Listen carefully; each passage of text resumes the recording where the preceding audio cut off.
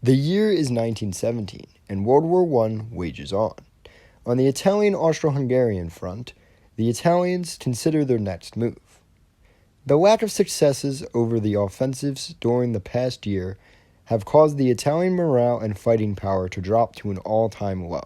The Italian General Cadorna, realized this situation, as well as realizing that if the Austro-Hungarians got support from their German allies, the Italians would most likely face defeat. Cadorna would try to reach out to his allies, the French and the British. However, the French would want to focus on their western front, and would agree to only help in the situation of an emergency. The French would also make another request. They were preparing for their own Aisne offensive, and demanded that Cadorna support it by launching an offensive of his own to set some of the attention off of their western front. This minor offensive that Cadorna was asked to launch would manifest in the 10th Battle of Isonzo. The battle would last from the 12th of May to the 8th of June 1917. The Italians would start off with 400,000 soldiers, and the Austro-Hungarians with 200,000, continuing the consistent 2-to-1 advantage that the Italians had held throughout the entire war. The Italians would try to push at the Caporetto, and also try to make a break for Trieste, and as well as launch an offensive to take Mount Scribio. The Italian army would see some initial success. By the end of May, they had made it within 15 miles or 23 kilometers of Trieste. However, this success would not last long, as a major Austro-Hungarian counter-offensive would be launched by them on June the 3rd.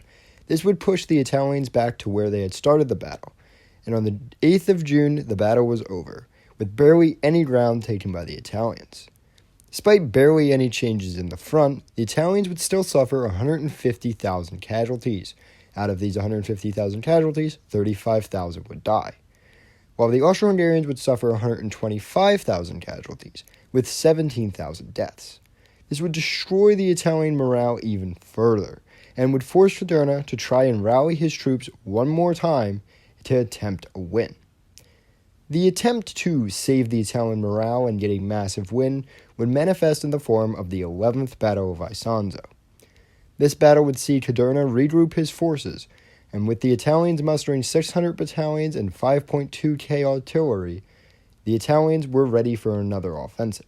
The Austro-Hungarians were only able to rally 250 battalions and 2.2k artillery to defend.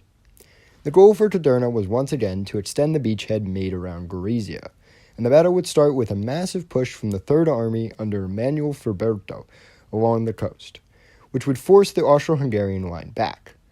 Meanwhile, Cadorna's Second Army would take 10 kilometers in the north. Their successes would be very great. However, there was a massive drawback in how quickly they were pushing, as the front line quickly outran the artillery and the supply lines, which prevented the battered and weakened Italian army from really being able to push any further.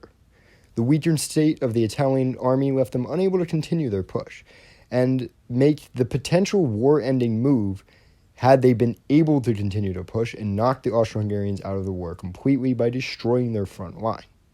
However, both sides were completely battered at this point, with the Italian army having outran its front lines and artillery taking insane casualties, and the Austro-Hungarians having lost a decent amount of land and being on the verge of defeat.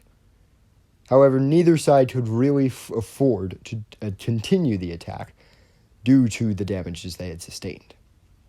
One final important point for this battle is that it would leave the Italian Second Army, the most successful of all Italian forces and the one directly under the command of Cadorna, split in half along the river.